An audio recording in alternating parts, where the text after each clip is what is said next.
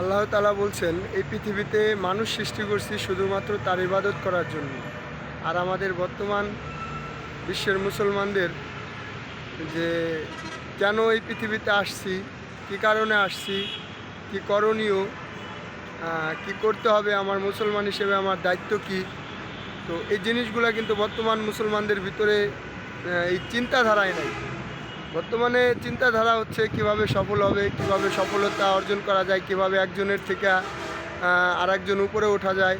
ঠিক আছে, এই চিন্তা ভাবনা বর্তমান মানুষের ভিতরে কাজ করে। কিভাবে অর্থনৈতিক দিক দিয়ে আগানো যায়, এই টাকা পয়সা, এই টেনশন। আল্লাহ যে এই পৃথিবীতে তাকে কেন পাঠিয়েছে, কী করার জন্য? আল্লাহ তাআলা বলছেন এই পৃথিবীতে মানুষ এবং জিন শুধু পাঠিয়েছে তার ইবাদত করার জন্য।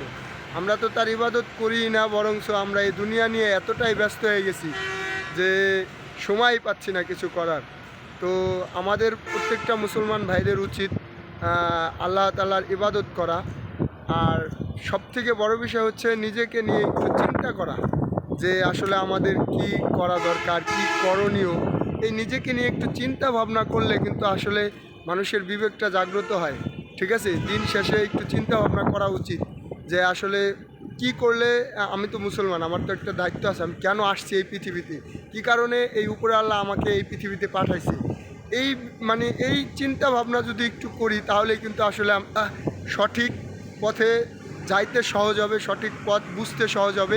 ঠিক আছে, তো সবার কাছে আমার একটাই রিকোয়েস্ট, সবাই একটু চিন্তা ভাবনা করবেন যে কেন এই পৃথিবীতে আসলাম, কি করণীয়, কি করলে আমার ভালো হবে দুনিয়া এবং আখেরাত।